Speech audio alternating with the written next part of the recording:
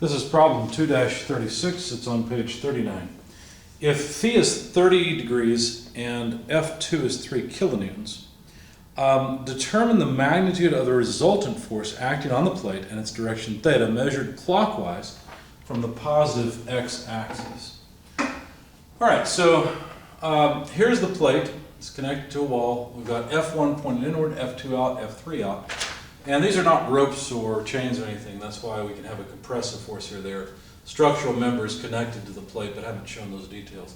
F1 is 4 kilonewtons acting at 30 degrees from vertical inward. F2 is 30 degrees from horizontal, 3 kilonewtons. And F3 is 5 kilonewtons. And there's a 3, 4, 5 triangle here to help us determine the direction. So we're supposed to find the angle from the x-axis in R. Now I'm showing the angle measured counterclockwise, but we'll figure that out as we go. So the first thing to do is to find the horizontal components of the forces F1x, F2x, and F3x so that we can add them together into the resultant in the x direction and then do the same thing in the y direction. Then we'll have our resultant vector and can figure out whatever we need to know, magnitude, angle, and so forth.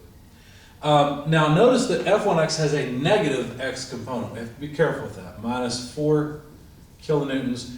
And let's see, what piece do we want to get the horizontal piece? We'll need to use sine of 30 because 30 is touching this side, right? We want the side opposite if we think of this as a right triangle. So we want sine 30 degrees. And then for F2x, well, there we'll use the cosine function because the angle is touching the side that we want. So 3 kilonewtons multiplied by cosine of 30 degrees. It just so happens these two are both 30 degrees, but one's from vertical, the other's from horizontal. And then F3, to figure out its horizontal components, we have to take 4/5 of the magnitude of the vector. So 5 kilonewtons times 4/5. Now numerically this just comes out to 4, but you can see what we're doing. So observing the sign of all these, the SIGN of all these terms, we just add them together. I didn't bother writing down the individual pieces, I just added them all up. And I got 4.5981 kilonewtons. Doing the same thing in the y direction, well, let's see, we're going to have a negative component here, positive here, negative here. So negative F1y, 4 kilonewtons, and now of course we need the cosine side that's touching the 30 degree angle. F2y, well, that's going to be the sine side of 3 kilonewtons, where 3 kilonewtons is the hypotenuse of the triangle. And F3y is negative, it acts downwards, at 3/5 of 5 kilonewtons. So 5 kilonewtons, 3/5, add all that together. Like I said, I didn't compute these individually. And you get the reaction, I'm sorry, I keep saying reaction, I mean resultant, in the y direction of negative 4.9641 kilonewtons.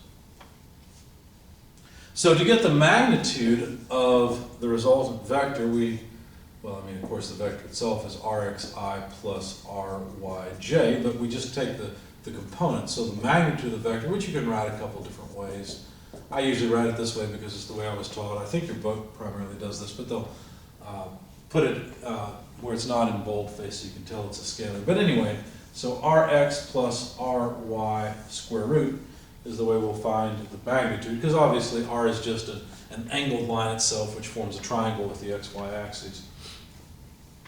So plugging in the numbers, 4.5981 squared plus a negative 4.9641 squared, and these are of course kilonewtons. So we'll have kilonewtons squared plus kilonewtons squared, square root gives us kilonewtons back. And this magnitude comes out to about 6.766 kilonewtons. So there's the magnitude of the resultant vector. The next thing to do is to figure out the angle theta. Now we have to be a little bit careful here. We're going to use the inverse tangent of Ry over Rx, but what do we really get out of this? Well, when we plug in the numbers, we've got what, negative 4.9, it's right here, 641 for Ry, Rx 4.5981. Those are both kilonewtons, they both cancel, so I didn't bother writing them down. Plug it into the calculator, we get about negative 47.19 degrees. But what does that mean? Well, notice that Rx is a positive thing. That means the vector has a positive x component, but Ry is negative. So my drawing's wrong, right? I didn't draw it right.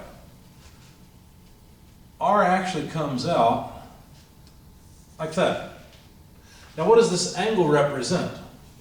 Well, the angle that the inverse tangent gives us is really from the first quadrant. So it's a negative 47 degrees measured counterclockwise. That means that this angle is 47.19 degrees. Okay? So there's the angle they asked us for, because that would be the angle measured clockwise from the x-axis. There's our vector r. We know its magnitude of a little more than 6 3/4 of a kilonewton.